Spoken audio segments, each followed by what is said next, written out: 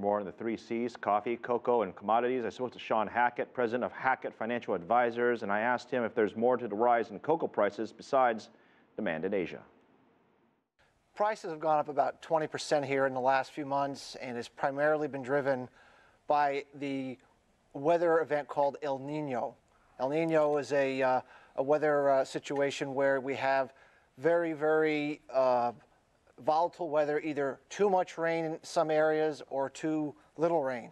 In the case of Ghana, they had way too much rain, and as a result, their crops fallen about 30% from what was expected, and that's created a supply crunch, just as everyone's trying to fill their shelves for the high demand part of the season in the Northern Hemisphere. Okay, I know this is a little bit of a silly question, but the uses of Sure. cocoa, it's more than just the obvious, I assume. Well, obviously it's your chocolates and all, but it's also mainly in Asia used for flavorings, for cakes and bakery products and, drinks. It's used for all kinds of ways to make your daily beverages and foods taste a little bit better. Now, a lot of the product of cocoa is from West Africa, and obviously last year was a difficult year with the Ebola virus being a real issue. Is supply the issue? I mean, what's causing, I know you mentioned the weather, but are there other factors involved? The two main drivers, weather's always a factor for agriculture, but the two main drivers for the demand side of the equation have been Asian demand for cocoa powder, as they've been taking a liking to having chocolate in their products. And the second thing is the desire to have more dark chocolate in people's diets, because there's been a lot of studies that said that eating more dark chocolate is healthier for you, it's better for you, it provides antioxidants, and so as such, the use of dark chocolate, which uses a much higher percentage of cocoa in the making of dark chocolate, has risen demand in the countries like Europe and the United States pretty dramatically. And so it's been a kind of a two-punch thing with this demand surge at a time when West Africa's had a hard time keeping up with production. Let me broaden it out to other soft commodities as well. We've been through a streak.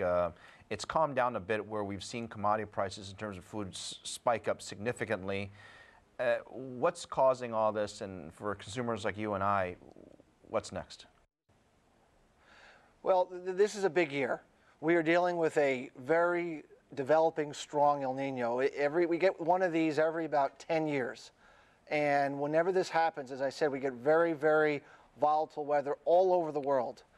Droughts in Asia, floods in the U.S., and so we're seeing a lot of markets go up. For example, soybeans recently have been surging because of excessive flooding and excess moisture in the heart of the soybean belt of the United States.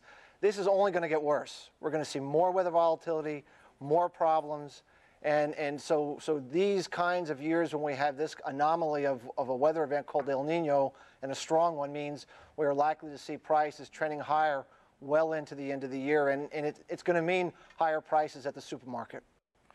How much higher do you think it will be? I think most markets, looking at historical precedent, should probably rise an additional, 20% to 30% from where they are now. And it could be up a lot more depending on which areas get the brunt of the problem. But I would say at least another 20 or 30% rise from the 20% price increases we've already seen. And of course, the United States and many parts of the world, we are a main exporter of a lot of these goods. Is this going to have a global impact in terms of places, for example, as far away as Asia?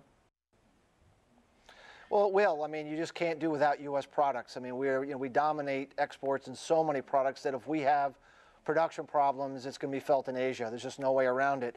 Asia's going to have its own problems. El Nino actually hurts production in Asia more, especially places like India, Indonesia, and Southeast Asia, where there's a lot of rice and wheat and palm oil that's produced in those countries. So Asia's going to have their own production problems, but clearly U.S. production problems does translate to problems in Asia. We're all connected today. It's no longer we're no longer a world that's isolated.